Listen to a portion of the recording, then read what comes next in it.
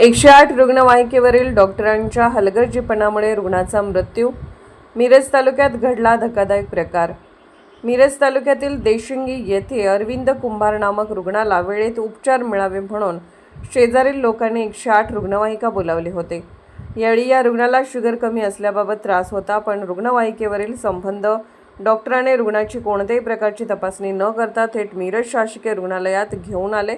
रुग्ण अरविंद हा ज्यावेळी रुग्णवाहिकेत स्वतःहून चढला होता, तदनंतर त्याची तपासणी करण्यात आली नाही व स्वतः रुग्णवाहिकेवरील डॉक्टर हे रुग्णासोबत न बसता पुढे ड्रायव्हर सीट शेजारी बसल्याने रुग्णाची तपासणी न केल्याने व रुग्णाला प्राथमिक उपचार न दिल्याने रुग्णालयात रुग्णाचा मृत्यू झाल्याचा आरोप खुद्द शासकीय रुग्णालयातील वैद्यकीय अधिकारी डॉक्टर अविनाश रक्टे यांनी केला आहे. यापूर्वीही असे प्रकार घडले असल्याचा खुलासा डॉक्टरांनी केला आहे.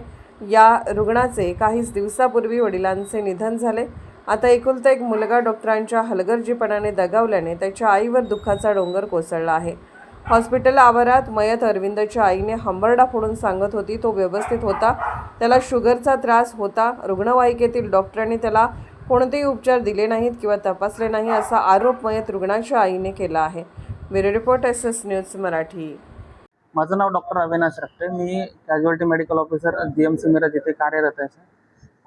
आमच्याकडे हा पेशंट आला सर. तेव्हा त्याचे बुबळं, हाताची नाडी, गळ्याची नाडी असं काही लागत नव्हतं. बुबळं पण मोठे झाले. आम्ही त्यांचा ECG काढला तर तो फ्लॅट लाईन आला सर. मृत अवस्थेमध्ये पेशंट आला सर. हा पेशंट क्रॉनिक अल्कोहोलिक आहे आणि याच्यामध्ये हायपोग्लायसेमियाचं प्रमाण जास्त असतं सर. तर यांना जर समजा टाईमवर ग्लुकोज हे गोष्टी दिल्या तर हे वाचून येतात. यांना जर समजा ते केलं असतं तर तो पेशंट जिवंत अवस्थेमध्ये आला असता सर. त्यांना तो प्राथमिक उपचार न भेटल्यामुळे पेशंट इथं मृत अवस्थेत आलाय सर आमच्याकडे. ठीक आहे सर. त्यांचं कसं आहे सर, त्यांच्या मागे आता कोणीच नाही आहे. आई आहे, म्हणजे एकटी आई आहे, तिला सहारा कोणी नाही. आता त्या आईने कोणाच्या तोंडाकडे पाहायचं सर. ठीक आहे. याच्या आधी काय झालेलं, असंच एकदा एक पेशंट होता, RTA झालेला. त्यांनी काय केलं की डायरेक्ट पेशंट काय केला, तो RTA झाला, दोन्ही पाय त्याचे कट झाले. आता अशा पेशंटला एमर्जन्सीमध्ये त्याचा रक्तस्राव होऊन मरण्याचे चान्सेस जास्त असतात. त्याला ॲक्च्युअलमध्ये तेव्हा जर फ्लूड गेलं तर तो पेशंट जिवंत अवस्थेमध्ये आला असता, आपण त्याला काहीतरी कन्झर्वेटिव्ह करू शकतो असं आहे. तो पेशंट त्यांनी काय केला की तिथं जवळपास 15-20 मिनिटाच्या अंतरावर PSC असतात, तिकडे न नेता इकडं पाऊण घंट्याच्या अंतरावर GMC मिरज इकडे घेऊन आले.